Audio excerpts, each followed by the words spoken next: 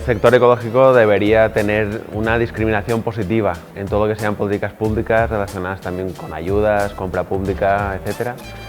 Y de alguna forma también que se reconociera los beneficios de esta agricultura ecológica, de esta ganadería ecológica hacia toda la sociedad, medio ambiente,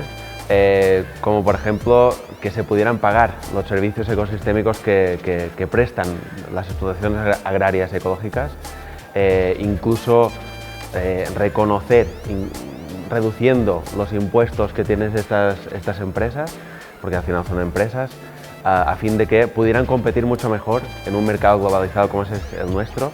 donde cuando se hubieran incorporado estas nuevas variables, estas nuevas externalidades positivas reconocidas por el precio de los alimentos, seguro que pronto tendrían una cuota de mercado mucho más popular, mucho más presente en todas las mesas de los consumidores.